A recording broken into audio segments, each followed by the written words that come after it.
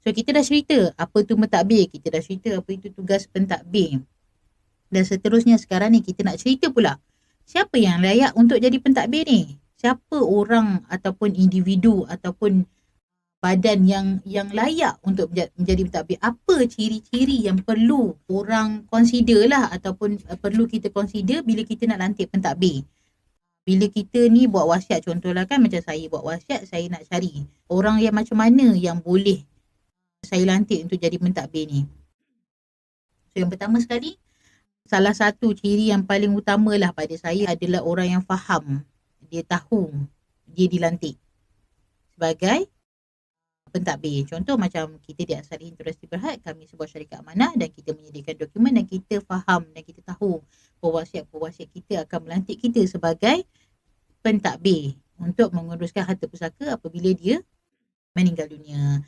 Yang seterusnya, dia perlu seorang, sekiranya kita dilantik, kita nak cari pentadbir tu, kita perlu cari yang setia, yang amanah, yang akan menjalankan pentadbiran tu ataupun menjalankan urusan-urusan pusaka kita mengikut landas-landas hukum syarak kan. So kita kena pastikan stability dia juga kan. Contohnya kalau kita lantik individu tu akan mati.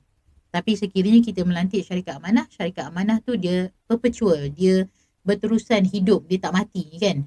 So itu adalah salah satu ciri yang penting untuk kita pastikan, sebab kita boleh lantik siapa-siapa yang kita nak, tapi kita tak boleh nak pastikan orang yang kita lantik tu mati bila. Tapi kalau kita lantik syarikat amanah ada perpetuality yang dia akan berterusan, akan ada sentiasa wujudlah syarikat amanah tu kat situ. Dan bila kita nak lantik orang tu, kita nak pastikan orang tu orang yang beramanah, orang yang boleh mengikut, boleh akan observe semua hukum-hukum yang diguna pakai dekat Malaysia ni lah bila nak buat pentadbiran harta pusaka. So yang seterusnya yang paling penting pada saya adalah orang yang boleh mengurus harta pusaka kita dengan efisien. Macam mana nak jadi efisien tu? Apabila dia berpengalaman, apabila dia mempunyai ilmu pengetahuan, apabila dia mempunyai masa untuk menguruskan harta pusaka ni. Untuk menguruskan harta pusaka ni, kita kena ada pengalaman. Sebab setiap pusaka tu, cara untuk menguruskan tu berbeza. Setiap pusaka ni, dia mempunyai ciri-ciri unik masing-masing. Tidak ada harta pusaka yang sama. Kerana waris pun berbeza, aset pun berbeza, harta dan hutang yang ditinggalkan pun berbeza. So pengalaman adalah yang salah satu faktor penting untuk memastikan seseorang tu boleh jadi efisien dalam menguruskan harta pusaka.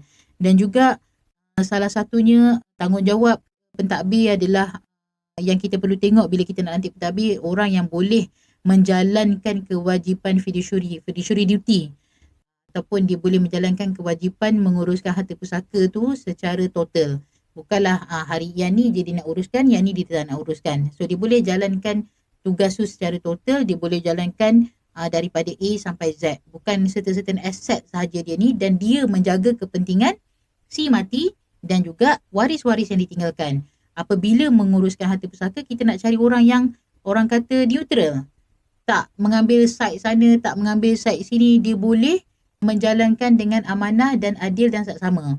Dia menguruskan harta pusaka bukan atas kepentingan mana-mana pihak. Dia menguruskan harta pusaka demi menjaga kepentingan si mati untuk memastikan segala hutang si mati diselesaikan, dan juga menjaga waris-waris, hak-hak waris-waris faraid dan hak-hak beneficiary yang ditinggalkan kat situ. Kewajipan fiduciary ke atas waris-waris dan juga ke atas si mati yang melantik menjadi pentadbir ni adalah perkara yang penting, yang perlu fikirkan apabila kita nak lantik pentadbir. Dan seterusnya adalah kita nak lantik pentadbir yang boleh bertindak dan membuat keputusan yang tepat.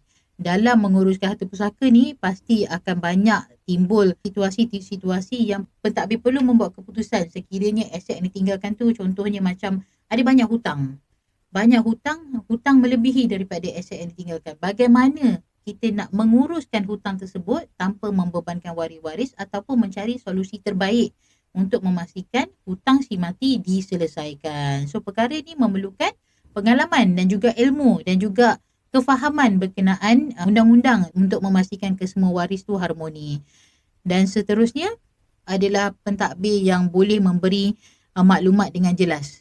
Boleh tahu kalau saya ada tanah tapi saya tak pasti tanah ni kat mana. So pentadbir ni boleh beritahu, okey, cari cukai tanah. Kalau tak ada cukai tanah juga, cari apa-apa documentation. So pentadbir ni adalah orang yang boleh maklumkan apa yang perlu dibuat sekiranya terjadi sesuatu masalah ke atas pusaka tu, ataupun yang boleh tahu apa prosedur lepas ni buat apa, lepas ni buat apa, lepas ni buat apa sampai selesai. So tidaklah waris ni tertanya-tanya lepas ni nak buat apa, lepas tu nak buat apa, lepas ni nak buat apa kan. Kita antara masalah bila buat pentadbiran harta pusaka ni adalah orang yang dilantik tu tidak tahu apa prosedur yang terlibat, apa cara-cara yang terbaik. So bila melantik pentadbir, kita nak pastikan pentadbir yang dilantik itu adalah orang ataupun individu ataupun badan yang boleh, dia tahu prosedur, dia tahu lepas ni nak pergi mana, lepas tu buat apa, dia tahu perkara-perkara yang berkaitan dengan harta pusaka tu. Sekiranya pentadbir yang dilantik tu kerja dia cairkan je saja duit, lepas tu terus bagi-bagi hutang dengan pihak ketiga, dengan lembaga hasil, dengan bank apa semua tidak diambil kira, maka ia meletakkan beban untuk menyelesaikan hutang kepada pentadbir. Pentadbir yang bijak ataupun pentadbir yang betul, yang beramanah adalah orang yang memastikan harta pusaka si mati ni ditinggalkan bukan sahaja untuk waris-waris, tetapi untuk memastikan si mati ni punya benefit ataupun si mati ni punya interest di atas dunia ni diselesaikan. Hutang selesai, apa-apa janji ke amanah, charity, amal jariah apa semua diselesaikan, dan waris-waris dibahagikan harta pusaka dan kesemua aset habis yang atas nama arwah kat atas dunia ni. Kereta dah buat pindah milik, tanah dah dipindah milik kepada waris-waris, wang tunai telah dicairkan, dah dibayar zakat, dibayar fidyah, dibuat badal haji dan diselesaikan hutang-hutang dekat bank apa semua, dan semua yang atas nama arwah ni dah tak ada dah atas, direkodkan dekat atas dunia ni, maka barulah pentadbir tu menjalankan tugas dengan baik. So ciri-ciri pentadbir ni memang bila kita nak lantik pentadbir, kita kena fikir siapa yang kita nak lantik untuk jadi pentadbir. Kita kena consider apa yang orang tu mampu buat, apa yang badan ni mampu buat, apa yang setiap orang yang kita nak lantik sebagai wasi ni ataupun jadi pentadbir ni boleh buat. Sekiranya kita tahu dia tak berkemampuan, tak boleh buat apa yang dinyatakan tu, maka sebaik-baiknya kita lantik orang yang berpengalaman. Okey, itu sahaja daripada saya. Jangan lupa like, subscribe dan share sekiranya maklumat yang saya kongsikan ini berguna untuk diguna pakai oleh orang lain. Kalau ada apa-apa soalan, jangan lupa komen dan kita akan cuba jawab dalam video-video yang akan datang. Bye!